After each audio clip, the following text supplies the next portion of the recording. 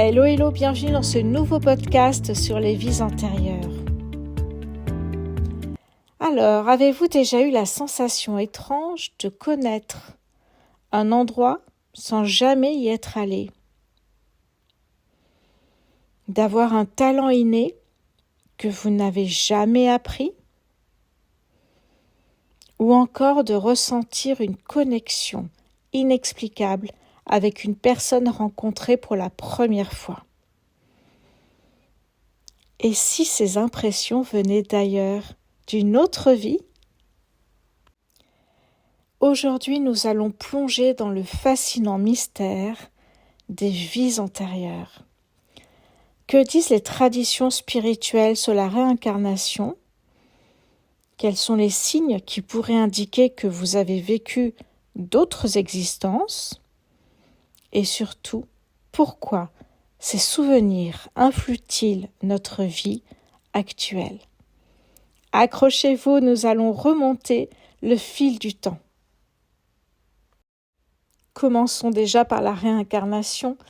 La réincarnation à travers les cultures, chez les bouddhistes, l'Égypte ancienne, les Celtes, les druides, les tribus chamaniques par exemple. La réincarnation est une idée bien plus ancienne qu'on ne le pense. Elle est au cœur de nombreuses traditions spirituelles et philosophies à travers le monde. Cette croyance est loin d'être une superstition. Elle est soutenue par des expériences troublantes, des témoignages bouleversants et même certaines recherches scientifiques. Alors, comment savoir si vous avez déjà vécu une autre existence? Pour cela, nous avons certains indices qui peuvent apparaître dès l'enfance ou au fil de la vie. Cela peut être des phobies inexpliquées, des talents spontanés, les impressions de déjà-vu incroyables, les attirances ou les répulsions instinctives, des rêves récurrents d'une autre époque. Ces indices sont des fragments de mémoire qui émergent, mais parfois les souvenirs sont bien plus précis. Alors, je vais vous citer le cas de James Leninger, qui est un enfant américain, se souvenant avec précision d'être un pilote de la Seconde Guerre mondiale. Il donne même les noms de ses anciens compagnons et le modèle de son avion. Incroyable. Les preuves sont parfois troublantes. Des cicatrices correspondant à des blessures d'une vie précédente, des souvenirs vérifiés dans les archives historiques. Comment expliquer cela? La question que j'aimerais aborder maintenant, c'est pourquoi nos vies passées influencent-elles notre existence actuelle? On le voit avec des schémas répétitifs, des dettes karmiques. Certaines âmes reviennent ensemble pour résoudre des conflits ou équilibrer des énergies. On a également les missions de vie. Une vocation, un appel profond pourrait être lié à une expérience passée. Si nous sommes conscients de ces influences, nous pouvons briser certains cycles, guérir des blessures et avancer plus librement. Ce qui est intéressant, c'est de savoir comment on peut accéder à ces vies antérieures. Eh bien, il y a certaines méthodes qui sont intéressantes et que je vais vous faire découvrir maintenant. Si vous êtes curieux de découvrir vos vies passées, plusieurs méthodes permettent d'y accéder.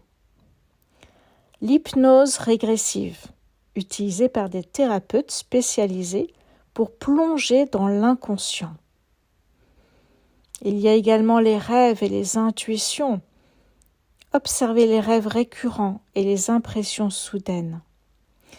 Et vous avez également les archives akashiques, accéder aux archives de l'âme par des pratiques spirituelles très intéressantes.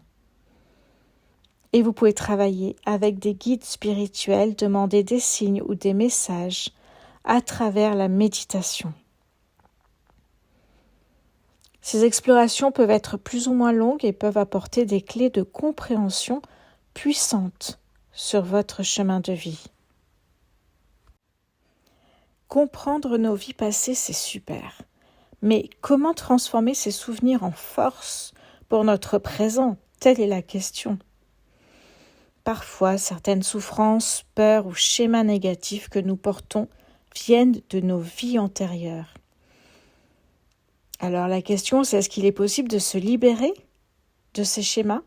Oui, évidemment, il est possible de le faire. Ça peut être évidemment plus long en fonction de chacun d'entre vous. Mais il y a des pratiques comme l'écriture intuitive, où l'on pose des intentions pour laisser émerger des souvenirs, ou encore le travail énergétique qui permet d'équilibrer nos blessures karmiques. L'objectif n'est pas de revivre ces douleurs, mais de les observer, de les comprendre et les transcender pour avancer plus librement. Parlons maintenant des rencontres importantes et la mémoire des âmes. Avez-vous déjà ressenti une connexion immédiate avec quelqu'un? Comme si vous le connaissiez depuis toujours. Alors, les âmes voyagent souvent ensemble à travers les incarnations. Ce sont nos âmes sœurs, nos alliés karmiques, mais aussi parfois nos défis relationnels. Certains liens peuvent être doux et harmonieux, et d'autres plus complexes, nous poussant à grandir. Lorsque nous reconnaissons ces connexions, nous pouvons mieux comprendre nos relations et les vivre avec plus de conscience.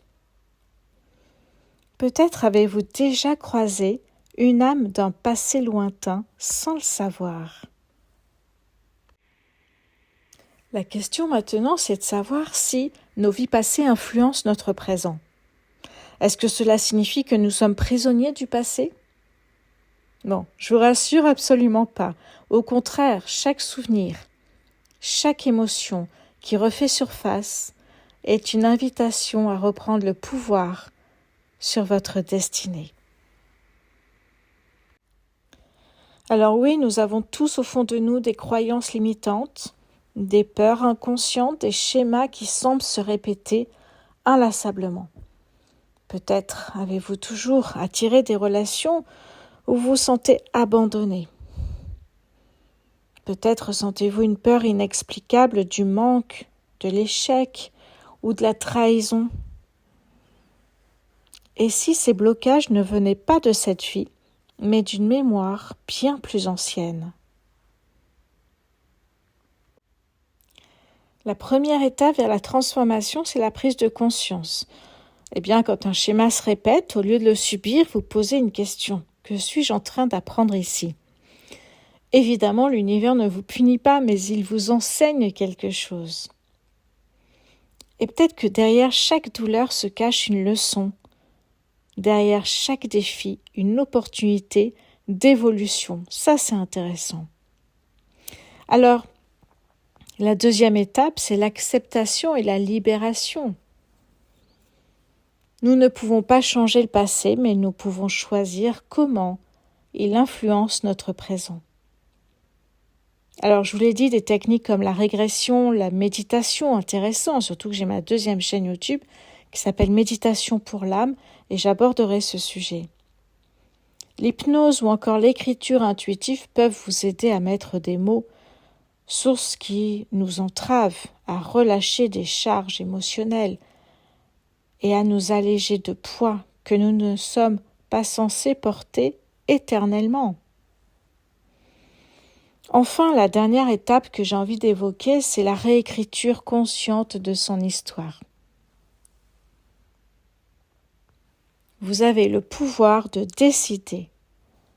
Vous n'êtes plus cette âme blessée d'autrefois, vous êtes une conscience qui évolue, qui apprend, qui se transforme. En changeant votre regard sur votre passé, vous changez votre vibration et donc votre futur. Ce qui vous semblait impossible hier peut devenir une réalité demain. Une phrase intéressante à retenir, c'est « Nous ne sommes pas définis par notre passé, mais par la manière dont vous choisissez de le transcender. Alors aujourd'hui, faites ce choix. Regardez avec bienveillance, pardonnez-vous et ouvrez grand les portes d'un avenir où tout est possible.